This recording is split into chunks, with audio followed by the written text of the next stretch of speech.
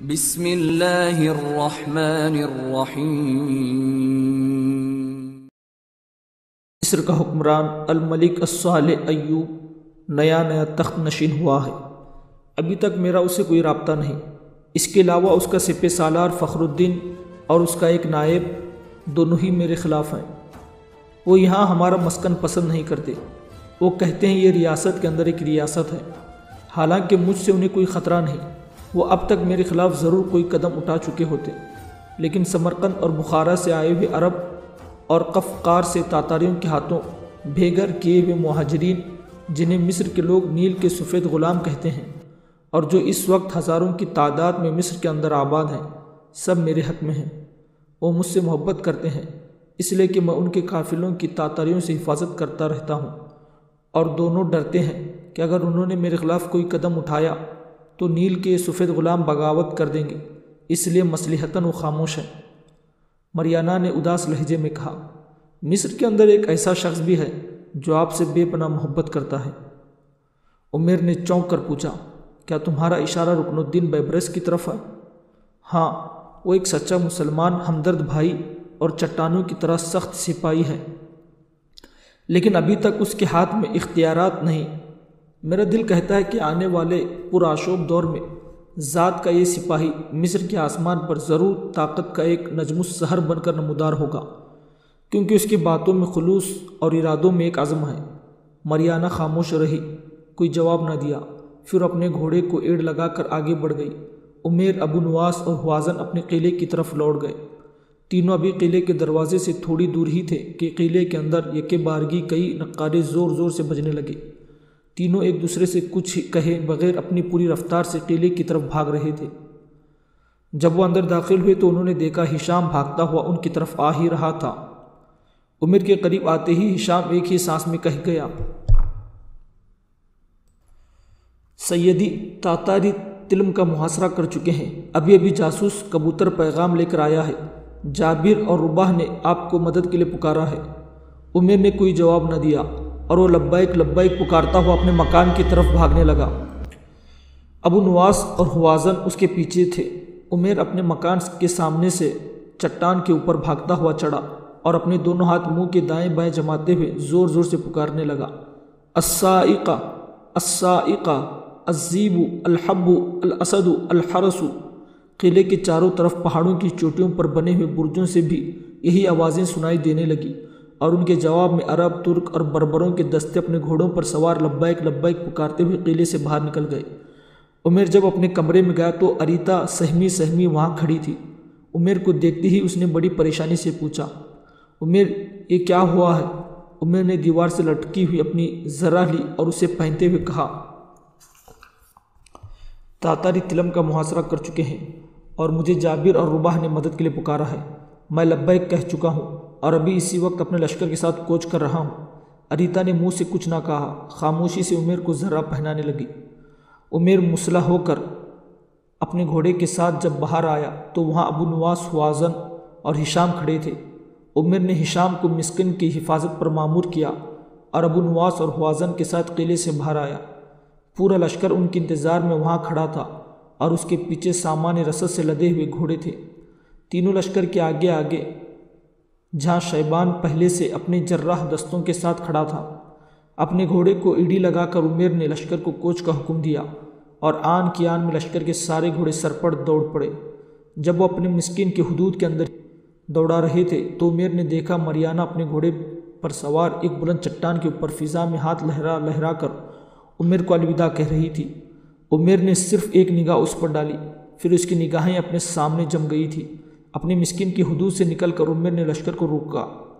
لشکر کا رخ بدلا۔ اب وہ شمال مشرق کے رخ پر موصل کی طرف جانے والی شاہراہ پر اپنے لشکر کے ساتھ دھول اڑاتا جا رہا تھا۔ دور دور تک وادیاں گھوڑوں کی ٹاپوں سے گونج اٹھی تھی اور گرد کے بادل آسمان کی طرف اڑتے جا رہے تھے۔ آفتاب لب بام چمک رہا تھا۔ گرم اور تیز ہوائیں درختوں پر چیخیں چلا رہی تھی۔ تاتاریوں کو تلم کا محاصرہ کیے کئی روز ہو چکے تھے۔ جابر اور رباح کی سرکردگی میں موت کے مسافر کچھ ایسے انداز میں اپنی دفاعی جنگ جاری رکھے ہوئے تھے کہ تاتاریوں کے لیے قلعہ فتح کرنا اگر ناممکن نہیں تو مشکل ضرور ہو گیا تھا۔ دونوں طرف سے آتشی تیروں کی بارش کی جا رہی تھی اور یوں محسوس ہو رہا تھا گویا آسمان سے آگ برسنے لگی ہو۔ شور پشت جنگوں اور غارت گری تاتاری اپنے چہروں پر شیطانیت کا رنگ لیے قلعے پر منجنیقوں سے پتھر برسا رہے تھے، لیکن قلعے کی فصیل ابھی تک ویسی کی ویسی تھی۔ سورج جب مغرب کی فنا گاہوں کی طرف جھک گیا اور قلعے کی فصیل کے سائے بڑھنے لگے، برج پر کھڑے روباہ کی آنکھیں نگاہ اور اس شاہراہ کی طرف اٹھ گئی جو موصل کی طرف سے آتی تھی۔ اس نے دیکھا شاہراہ پر زمین سے آسمان تک گرد کے بادل امڑ گئے تھے اور لمحہ بلمحہ گرد کا وہ طوفان تلم سے نزدیک ہوتا جا رہا تھا، ایسی تیز رفتاری کے ساتھ جس طرح طوفانی جھونکے اپنا سفر طے کرتے ہیں۔ روبا غور سے اس طرف دیکھنے لگا تھا۔ گرد کے بادل جب چھٹے تو اس نے دیکھا وہ ان کا اپنا لشکر تھا۔ سب سے آگے عمیر تھا اور اس کے ہاتھ میں ننگی تلواریں تھیں جس کی چمک وہاں تک دکھائی دے رہی تھی۔ اس کے پیچھے ابو نواس اور حوازن تھے جن کے پیچھے موت کے مسافر ایک طوفان کی طرح امڑے چلے آ رہے تھے۔ ایک دوسرے برج کی طرف منہ کر کے روبہ زور زور سے چلانے لگا، جابر جابر ادھر دیکھو، وہ آ گئے وہ آ گئے، جابر میرے آقا آ گئے۔ جابر نے برج سے سر اٹھا کر ادھر دیکھا۔ عمر اپنے لشکر کے ساتھ بحر ذخائر کی طرف بڑھا چلا آ رہا تھا۔ اس کی رفتار میں دریاؤں کی روائی تھی اور وہ آگ اور خون کا پیغام بن کر لمحہ بلمحہ قریب ہوتا جا رہا تھا۔ جابر نے اپنے سپاہیوں کو مخاطب کرتے ہوئے چلا چلا کر کہنا شروع کر دیا، ساتھیوں ہماری فوج آ گئی، آقا ہماری مدد کو پہنچ گئے ہیں اور وہ تاتاریوں پر حملہ ور ہونے والے ہیں۔ جواب میں قلعے کے سپاہی نئے جوش کے ساتھ اللہ اکبر کی صدائیں بلند کرنے لگے تھے۔ جابر پھر اپنے لشکر کی طرف دیکھنے لگا۔ اس کی آنکھوں میں اب تشکر کے آنسو تھے۔ اس نے دیکھا سینے میں تیر کھا کر مسکرانے والے عربوں کی سفید ابائیں لہرا رہی تھی۔ شعلہ بے باک ترک امڑتے ساگر کی شکل اختیار کر گئے تھے اور دیو پیکر بربری اپنے چہروں پر طوفانی یروش لیے جنونی کیفیت کے ساتھ تکبیریں بلند کرتے اپنے گھوڑوں کو مارتے للکارتے چلے آ رہے تھے۔ جابر نے اپنی آنکھیں خشک کر لی اور دونوں ہاتھ آسمان کی طرف اٹھاتے ہوئے اس نے بڑی انکساری سے کہا، اے دونوں جہاں کے مالک، اے زمین و آسمان کے پیدا کرنے والے، تیرا شکر ہے۔ پھر قلعے سے باہر تاتاری لشکر کی طرف دیکھتے ہوئے جابر نے پوری قوت سے چلا کر کہا، ظلمت کے فرزندوں، اپنے روز حساب کا انتظار کرو، ہمیں جن کا انتظار تھا وہ آ گئے ہیں۔ تلم کے قریب آ کر عمیر کے اشارے پر لشکر کی صفیں خوب گھت گئی تھی۔ سپاہی ایک دوسرے سے جڑ کر ان اعداد متباعین کی طرح بن گئے تھے جو تقسیم نہیں ہو سکتے، یا یوں گویا انہوں نے اپنے آپ کو ایسی زنجیروں میں جکڑ لیا ہو جو ٹوٹ نہ سکے۔ لشکر جب ازہر من الشمس ہو کر قلعے کے سامنے آیا تو ایک ساتھ کئی بار تکبیریں بلند ہوئی اور اس کے ساتھ ہی اپنی منزل جو نبار پر پہنچ کر لشکر حملہ ور ہوا۔ قلب میں سب سے آگے عمیر تھا اور ابو نواس اور حوازن اس کے دائیں بائیں میمنہ اور میسرہ کا کام دے رہے تھے۔ سارا تاتاری لشکر سمٹ کر اس سمت بڑھا جس طرف عمیر حملہ ور ہوا تھا، لیکن عمیر کے حملے میں اس قدر تیزی اور سختی تھی کہ وہ اپنے سامنے آنے والے تاتاری لشکر کو قلعے کی فصیل تک اپنے آگے آگے ہاکاتا چلا گیا تھا۔ موت کے مسافر تاتاریوں سے ان میوشوں جیسا سلوک کر رہے تھے جن کے ذبح کرنے کا وقت آ گیا ہو۔ عمیر اپنے سپاہیوں کے ساتھ دشمن کو گھیرے ککڑی کی طرح کاٹ رہا تھا۔ ہر طرف شور آہو بکا سنائی دینے لگا تھا، ہر طرف تکبیر کی صدائیں بلند ہو رہی تھی۔ ایسی صدائیں اٹھ رہی تھی جو مسلمان سپاہیوں کو خدا کی راہ میں لڑنے کے لیے بے چین و بے کل کر دیں۔ موت کے مسافر عمیر ابو نواس اور حوازن کی سرکردگی میں اپنی تلواروں کی بھیانک خروش کے ساتھ جوئے نور اور شرار برق کی طرح سینوں میں طوفانوں کا تلاطم اور ہونٹوں پر ایسی مسکراہٹ لیے جس میں بے لوسی اور جانثاری تھی، کروٹیں بدلتے ہوئے طوفانوں کی طرح حملہ ور ہو رہے تھے۔ ہر طرف جنگ کی سرخ شعلوں کا رقص شروع ہو گیا تھا۔ جابر اور روباہ نے فصیل کے اوپر کوئی مشورہ کیا، پھر وہ بھاگتے ہوئے نیچے اترے۔ سارا تاتاری لشکر چونکہ سمٹ کر عمیر سے مقابلے کے لیے ایک طرف ہٹ گیا تھا، لہٰذا انہوں نے قلعے کے صدر دروازے کو خالی چھوڑ دیا تھا۔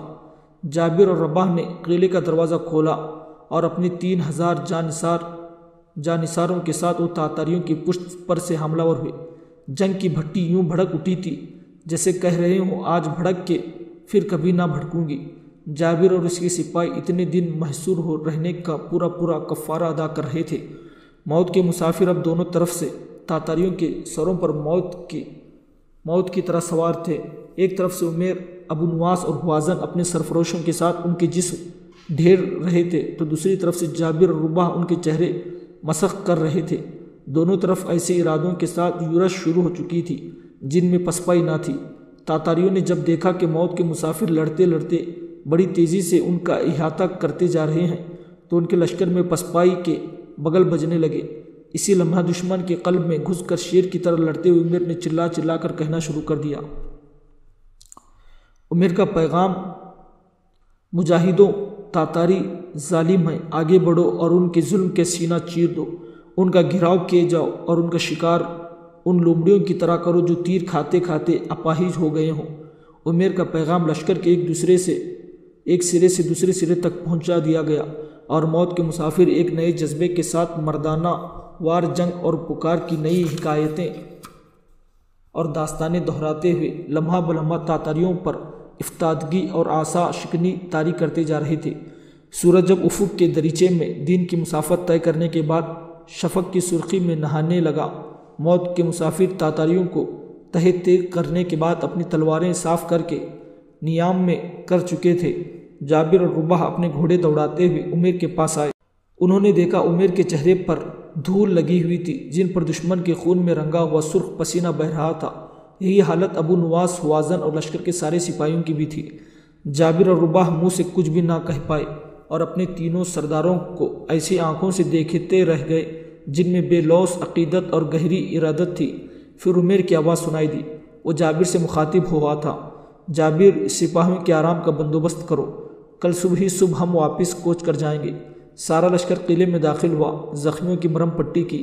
جنگ میں جو سپاہی شہید ہوئے تھے انہیں قلعے کے باہر دفن کر دیا گیا۔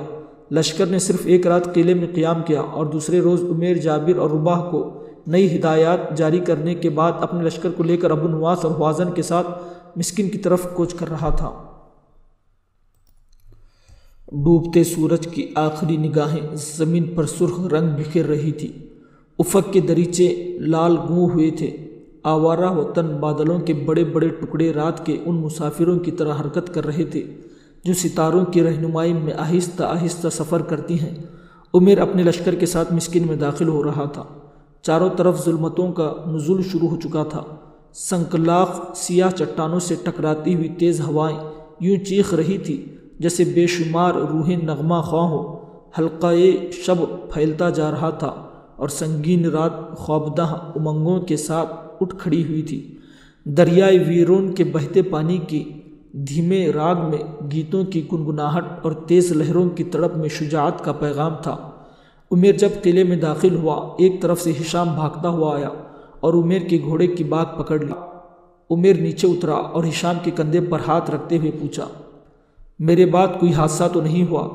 نہیں میرے آقا، کوئی حادثہ نہیں ہوا، صرف دمشق سے ایک قاصد آپ سے ملنے آیا ہوا ہے۔ میں نے اسے مہمان خانے میں ٹھہرا رکھا ہے۔ میں نے اسے بہت قریدا، کچھ بتاتا نہیں، آپ سے ملنا چاہتا ہے اور شام کے حکمران کا پیغام بھی لے کر آیا ہے اور وہ بڑی بے تابی سے آپ کی واپسی کا انتظار کرتا رہا۔ کیا اسے میری آمد کی خبر ہو چکی ہے؟ ہاں، میں اسے آپ کے لوٹنے کی اطلاع کر چکا ہوں، تو پھر میں اس سے ملنا پسند کروں گا۔ ہشام نے التجا کے لہجے میں کہا، آپ نہا دھو کر پہلے کھانا کھائیے اور تھوڑی دیر آرام کرنے کے بعد اس سے ملیے۔ آپ تھکے ہوئے ہیں میرے آقا۔ تم میری تھکاوٹ کی فکر نہ کرو، اس سے بعد کے بغیر میں کھانا نہ کھا سکوں گا۔ تم سپاہیوں کے کھانے کا بندوبست کرو، میں اس سے ملتا ہوں۔ عمیر نے ابو نواس اور حوازن کی طرف اشارہ کرتے ہوئے کہا، تم دونوں بھی میرے ساتھ آؤ۔ ابو نواس اور حوازن بھی عمیر کے ساتھ ہو لیے۔ تینوں مہمان خانے میں آئے۔ اندر دمشق سے آیا ہوا ترک قاصد بیٹھا تھا۔ تینوں نے باری باری اس سے مصافحہ کیا اور پھر اس کے پاس بیٹھتے ہوئے عمیر نے پوچھا، کیا تم دمشق سے ہمارے لیے کوئی پیغام لائے ہو؟ قاصد نے بڑے شوق سے عمیر کی طرف دیکھتے ہوئے پوچھا، کیا میں سمجھ لوں؟ میں اس کوہستانی قلعے کے سالار اعلیٰ عمیر بن خزام سے مخاطب ہوں۔ ہاں، میں ہی عمیر بن خزام ہوں۔ قاصد نے احترام سے اٹھ کر ایک بار پھر بڑی گرم جوشی سے مصافحہ کرتے ہوئے کہا، آپ شاید اپنی مہم سے واپس آنے پر سیدھے میرے پاس چلے آئے ہیں۔ آپ کا چہرہ گرد آلود ہے اور آپ نے لباس بھی تبدیل نہیں کیا جو خون میں بھگاؤ ہوا ہے۔ میں ایک سپاہی ہوں اور سپاہی کو یہی لباس زیب دیتا ہے۔ تم کہو دمشق سے تم ہمارے لیے کیا پیغام لائے ہو؟ قاصد کچھ کہنے کے بجائے بڑی بے چینی سے ابو نواس اور حوازن کی طرف دیکھنے لگا تھا۔ عمیر کو پھر بولنا پڑا، یہ دونوں میرے جرنیل ابو نواس اور حوازن ہیں، میری کوئی بات ان سے پوشیدہ نہیں ہوتی، جو کچھ کہنا ہے ان کی موجودگی میں کہو۔ یہ دونوں میرے بازو ہیں اور تم جانو بازو بدن سے علیحدہ نہیں ہوتے، کہو کیا کہنا چاہتے ہو۔ میں شام کے حکمران الملک الناصر داؤد کی طرف سے ایک استدعا کے ساتھ آپ کے پاس حاضر ہوا ہوں۔ کیسی استدعا؟ ملک الناصر یروشلم پر حملہ کرنا چاہتا ہے اور اس مہم میں آپ کی اعانت چاہتا ہے۔ عمیر کی گردن جھک گئی تھی اور وہ ان انجانی سوچوں میں کھو گیا تھا۔ قاصد بڑے غور سے اس کی طرف دیکھ رہا تھا۔ عمیر اس خاموش صحرا کی طرح چپ بیٹھا تھا جس میں نخلستان تو ہو، آندھیوں کے جھگڑ نہیں۔ قاصد نے اسے چونکا دیا۔ آپ نے میری بات کا جواب نہیں دیا۔ عمیر نے اپنا سر اوپر اٹھایا اور قاصد کی آنکھوں میں آنکھیں ڈالتے ہوئے کہا، کیا مصر اور شام آپس کے اختلاف بھول کر ایک متحد طاقت کی صورت میں یروشلم پر حملہ ور نہیں ہو سکتے، جبکہ دونوں حکمران چچا زاد بھائی بھی ہیں؟ قاصد نے اداس لہجے میں کہا، یہ ممکن نہیں، مصر اور شام کے اختلافات ایسے ہیں جو ختم نہیں ہو سکتے۔ عمیر نے زخمی، مجروح اور افکارسی آواز میں کہا، تو پھر یہ عالم اسلام کی بدقسمتی ہے، اس پرآشوب دور میں جب کہ ایک طرف شمالی بیابانوں کے وحشی اور زہریلے جنگجو تاتاری ہم پر نظریں جمائے ہوئے ہیں، تو دوسری طرف صلیبی ہاسپٹلرز اور ٹیمپلرز مذہبی جنگ کا جنون لیے ہمیں گھور رہے ہیں۔ ان کے علاوہ ایک تیسری قوت حسن بن صبا کے فدائین ہیں جو عالم اسلام کے آسمان پر ایک منحوس ستارے کی شکل میں نمودار ہوئے ہیں اور مسلمانوں کو ناقابل تلافی نقصان پہنچا رہے ہیں۔ تو میں سمجھوں گا ہم بے ہمت ہو چکے ہیں اور اس قابل نہیں کہ ملت میں زندگی کی حرارت پیدا کر سکے، اور پھر وہ دن دور نہ ہو جب ایک طرف سے تاتاری اپنی جہاں سوزی اور تباہ کاری کے ساتھ اور دوسری طرف سے صلیبی اپنی وحشت اور بربریت کے ستم آرائیوں کے ساتھ ہم پر آخری ضرب لگانے کے لیے امڑ پڑیں گے۔ قاصد نے بڑی مایوسی سے پوچھا، تو کیا میں یہ سمجھ لوں آپ ہمارا ساتھ نہ دے کر ہمیں مایوس کریں گے؟ نہیں، عالم اسلام کی کسی بھی افق سے بھی جو بھی شخص اسلام کی سربلندی کے لیے اٹھے گا ہم اس کا ساتھ دیں گے۔ جب تک ہمارے جسم میں خون کا سفر جاری ہے ہم اپنے ان اغیار سے جنگ کرتے رہیں گے جو ہماری قوم کو ایک لاش سمجھ کر گندے گدوں کی طرح اس کی طرف بڑھیں گے۔ الملک الناصر سے کہنا وہ یروشلم پر حملہ کرے، پھر یردون کا آسمان دیکھے گا ہم کس طرح سے سر پر کفن باندھ کر اپنے رب کی راہ میں جہاد کرتے ہیں۔ قاصد نے تشکر آمیز نگاہوں سے دیکھتے ہوئے کہا، اس جنگ میں آپ ہماری رہنما ہوں گے، ہم سب قدرت کی رہنمائی کے محتاج ہیں۔ جنگ کی تیاری کے لیے آپ کو کس چیز کی ضرورت ہوگی؟ ہم بھولے بسرے اور بے ضرورت انسان ہیں، میں اور میرے سپاہی غفلت کی نیند نہیں سوتے، تم لوگ ہمیں ہر وقت جنگ کے لیے تیار پاؤ گے۔ میرے قلعے کے اسلحہ ساز بھٹیاں ہر وقت گرم رہتی ہے اور میرے سپاہی ہر وقت اپنے گھوڑوں پر زینے ڈالے رہتے ہیں، تو میرے مسکین میں جدھر جدھر سے بھی گزروں گے اس سنگلاخ کو ہم ہماری شجاعت کی گواہی دیں گے۔ قاصد نے بڑی ارادت مندی سے کہا، آپ اپنی عظیم قوم کے ستوت ہیں۔ عمیر نے بڑی سادگی اور انکساری سے کہا، میں ذات کا ایک سپاہی ہوں اور میرے ساتھی میری کل متاع ہے، ہم موت و حیات کا راز سمجھ چکے ہیں۔ عزیلت نشینی اور گوشہ گیری کی جامد زندگی بسر کرنے کے بجائے جنگ میں نکاروں کی گونج پر تکبیریں بلند کر کے اللہ کی راہ میں جہاد کرنے میں ہم اپنی زندگی کا راز سمجھتے ہیں۔ ہم ایسے لوگوں کے لیے زہر ہیں جو خرقہ سازوں کی آڑ میں قوم کو دھوکہ دیتے ہیں، اور ہمارے حاشیہ خیال میں ایسے لوگوں کے لیے کوئی جگہ نہیں۔ قاصد بڑے غور سے دیکھ رہا تھا۔ اپنے سامنے بیٹھا ہوا عمیر اسے یوں لگ رہا تھا جیسے کوئی سرخ طوفان کروٹیں لے رہا ہو یا سرکش لہریں اپنا سکوت کو توڑ کر سرخ بجلیوں کا گہوارہ بن گئی ہو۔ پھر اس نے گلوگیر لہجے میں کہا، آپ پہلے جرنیل ہے جس میں میں نے لذت یکتائی دیکھی ہے، میں صرف ایک سپاہی ہوں، مجھے اب رخصت ہونے کی اجازت دیجیے، اب صبح ہی جانا۔ نہیں، میں کئی دنوں سے آپ کے انتظار میں یہاں پڑا ہوں، میں اللہ کا شکر گزار ہوں کہ اپنے مقصد میں کامیاب رہا ہوں۔ میں بہت جلد دمشق پہنچنا چاہتا ہوں اور آج کی رات میں اپنے سفر کا کافی حصہ طے کر لوں گا۔ مجھے امید ہے میرے کام کی نوعیت کو مد نظر رکھتے ہوئے آپ مجھے جانے سے روکیں گے نہیں۔ عمیر کھڑا ہو گیا۔ آؤ پھر۔ چاروں اٹھ کر باہر آئے۔ آسمان سے چاندنی کی دریا بہہ رہے تھے۔ رات انگیبی ہو گئی تھی اور دشت کے خار ساز اور کہنا خرابی چاندنی کے صبح کے لیے پر ناچ اٹھے تھے، چاروں اٹھ کر باہر آئے۔ آسمان سے چاندنی کے دریا بہہ رہے تھے۔ رات انکبین ہو گئی تھی اور دشت کے خار ساز اور کہنا خرابی چاندنی کے صبح کے لیے پر ناچ اٹھے تھے۔ عمیر کے سپاہی میدان کے اندر ٹولیوں میں بیٹھے داستان گوئیوں سے، پرانے جرنیلوں کی شجاعت کے اساطیر اور مغنیوں سے رزمیہ گیت سن رہے تھے۔ قاصد نے آہ بھرتے ہوئے کہا،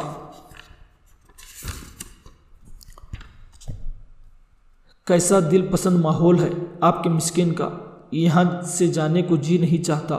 عمیر نے مسکراتے ہوئے کہا، میرے سپاہی آزاد ہیں اور ہم دستور زبان بندی کے قائل ہیں، یہ ہر روز کھانا کھا کر اسی طرح بیٹھتے ہیں۔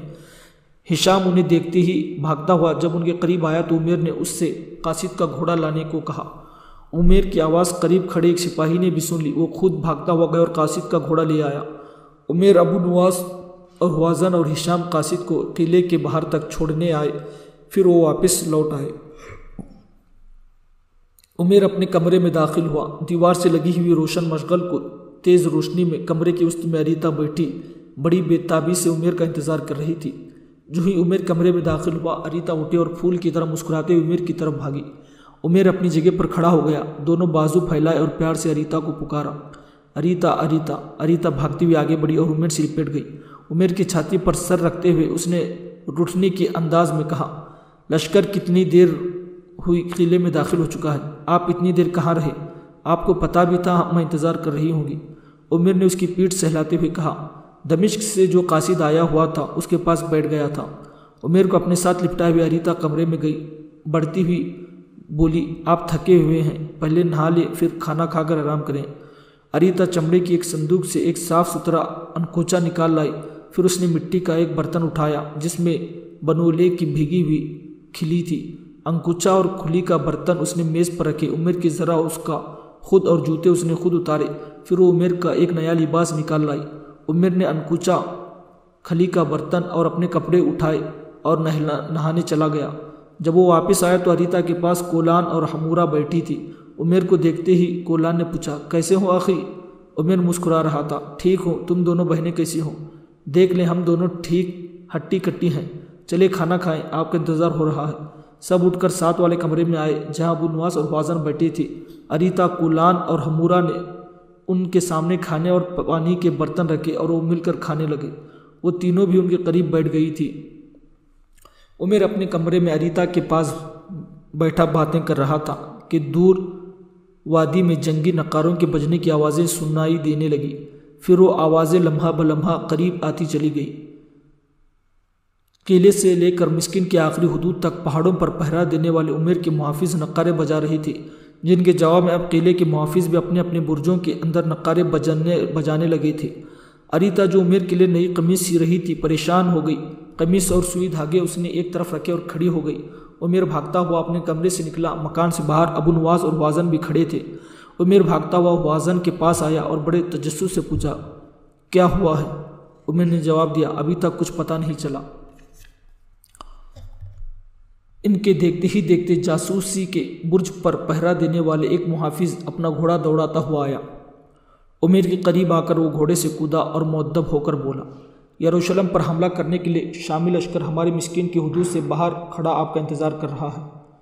عمیر بھاگتا ہوا اسی ٹیلے پر چڑھا اور اپنے دستوں کے نام لے کر پکارنے لگا، اور جواب میں سب دستے لبیک پکارتے ہوئے قلعے سے باہر نکلنے لگے۔ عمیر اپنے کمرے میں آیا۔ اریتا نے اسے ذرہ پہنائی، پھر اس نے آہنی ذرہ کے اوپر کھردرے کپڑے کی سفید عبا پہنی، سر پر خرد رکھا اور کمرے سے باہر آیا۔ ابو نواس اور حوازن پہلے سے وہاں کھڑے تھے۔ دروازے پر کولان کھڑی، اس کے دونوں ہاتھوں میں مخمل کی جزوان کے اندر قرآن پاک تھا جو اس نے اپنے سر سے اوپر اٹھا رکھا تھا۔ وہ تینوں دروازے کی طرف بڑھی۔ عمیر آگے آگے تھا۔ قرآن پاک کے نیچے سے گزرتے ہوئے عمیر نے رقت آمیز لہجے میں کہا، اے دونوں جہاں کے رب، ہم جس مقصد کے لیے نکلے ہیں تو اس میں ہمیں فتح عطا کر۔ تینوں مکانوں سے باہر آئے۔ عمیر نے قلعے کے دروازے پر کھڑے ہشام کو کچھ ہدایت جاری کی، پھر وہ قلعے سے باہر کھڑے اپنے لشکر کے آگے آگے، اور لشکر کسی تیز آندھی جیسی رفتار کے ساتھ آگے بڑھنے لگا۔ جب وہ اپنے مسکن سے باہر نکلے تو انہوں نے دیکھا شامی لشکر اپنی پوری سج دج اور نظم ضبط کے ساتھ صفیں باندھے کھڑے تھا۔ عمیر کو دیکھتے ہی شامی افواج کا سپہ سالار عمیر کے قریب آیا۔ دونوں میں تھوڑی دیر تک کچھ مشورے ہوئے، پھر عمیر نے اپنے لشکر کو مقدمۃ الجیش کے طور پر آگے لگایا اور شامی لشکر اس کے پیچھے تھا۔ اس حالت میں یہ متحد لشکر جنگ کے طبل اور دفیں بجاتا ہوا یروشلم کی طرف بڑھا۔ صلیبیوں کو اس حملے کی اطلاع پہلے ہی ہو چکی تھی اور ہزاروں نائٹ ٹیمپلرز، ہاسپٹلرز اور مذہبی جوش میں دیوانی سپاہی عقا، یقا، ناصرہ اور گلیوں کے قلعوں سے کوچ کر کے یروشلم پہنچ چکے تھے۔ مسلمان جب یروشلم پہنچے تو صلیبیوں نے کھلے میدان میں اپنی تلواروں سے ان کا استقبال کیا، لیکن جلد ہی ان کی ساری خوش فہمیاں دور ہو گئی، کیونکہ ان کا مقابلہ کسی عام فوج سے نہ تھا جسے وہ آسانی سے شکست دے دیا کرتے تھے۔ اس بار ان کے سامنے موت کے مسافر آہنی انسانوں کی طرح کھڑے تھے، جو کاٹنا جانتے تھے، کٹنا بھی جانتے تھے، جن کے حاشیہ خیال میں صرف نصرت اور کامرانی تھی، پسپائی نہیں۔ گھمسان کا رن پڑا موت کے مسافر اور شامی لشکر اپنے شیر صفت جرنیلوں کی سرکردگی میں شجاعت کی نئی داستانیں لکھ رہے تھے۔ صلیبی زیادہ دیر تک مقابلہ نہ کر سکے اور جب سورج غروب ہونے کے قریب ہوا تو ان میں پسپائی کے آثار پیدا ہوئے۔ پھر وہ اسلامی سپاہ کے آگے آگے بھاگتے ہوئے بڑی بے بسی کے عالم میں اپنی تقدیر کا بدترین نوشتہ پڑھ رہے تھے۔ مسلمانوں کو فتح نصیب ہوئی۔ صلیبیوں نے اس زمانے میں یہاں جو ایک قلعہ بنا لیا تھا منہدم کر دیا گیا اور فصیل کا داؤدی برج گرا دیا گیا۔ 637 ہجری میں صلاح الدین کے بعد یروشلم پر پھر شام کے حکمرانوں کا قبضہ ہو گیا۔